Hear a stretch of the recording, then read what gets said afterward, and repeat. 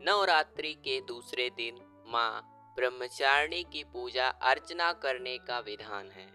आपको बता दें कि ब्रह्मा का अर्थ तपस्या है और चारिणी का अर्थ आचरण करने वाली, यानी तप का आचरण करने वाली देवी। वहीं देवी के इस रूप को माता पार्वती का अविवाहित रूप माना जाता है। मान्यता है माँ की पूजा करने वाले से व्यक्ति को धन समृद्धि की प्राप्ति होती है, साथ ही भक्त के अंदर तप करने की शक्ति आती है। वहीं अगर आप नवरात्रि के दिन माँ ब्रह्मचारिणी की पूजा अर्चना कर रहे हैं तो आपको ये व्रत कथा जरूर सुननी चाहिए।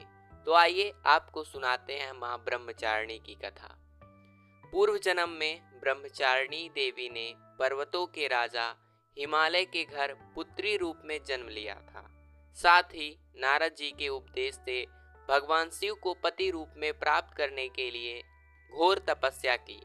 इस कठिन तपस्या के कारण इन्हें तपचारिणी अर्थात ब्रह्मचारिणी नाम से जाना गया।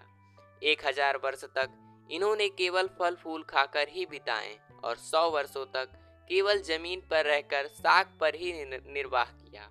कुछ दिनों तक कठिन उपवास रखे और खुले आकाश के नीचे वर्षा और धूप के घोर कष्ट सहें।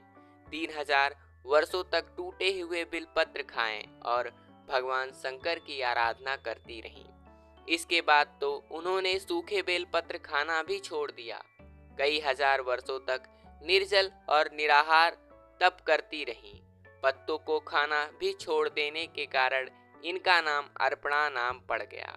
कठिन तपस्या के कारण देवी का शरीर एकदम से क्षीण हो गया। देवता, ऋषि, सिद्धगण मुनि सब ने ब्रह्मचारिणी की तपस्या को अभूतपूर्व पुण्यकृत बताया, सराहना की और कहा, हे देवी, आज तक किसी ने इस तरह की कठोर तपस्या नहीं की। यह आपसे ही संभव थी। आपकी मनोकामना परिपूर्ण होगी और भगवान चंद्रमौली शिव जी तुम्हें पति रूप में जरूर प्राप्त होंगे। अब तपस्या छोड़कर घर लौट आओ, जल्द ही आपके पिता आपको लेने आ रहे हैं। माँ की कथा का सार यह है कि जीवन के कठिन संघर्षों में भी मन विचलित नहीं होना चाहिए। माँ ब्रह्मचारिणी देवी की कृपा से सर्वसिद्धि प्राप्त होती है। यदि आप नवरात्रि के दूसरे दिन माँ ब्रह्मचारिणी की पूजा कर रहे हैं तो उनकी पूजा विधि हम आपको बताते हैं। माँ ब्रह्मचारिणी को आप भोग कैसे लगाएं? देवी माँ ब्रह्मचारिणी को गुड़हल और कमल का फूल बेहद पसंद है और इसीलिए इनकी पूजा के दौरान इन्हीं फूलों को देवी माँ के चरणों में अर्पित करें।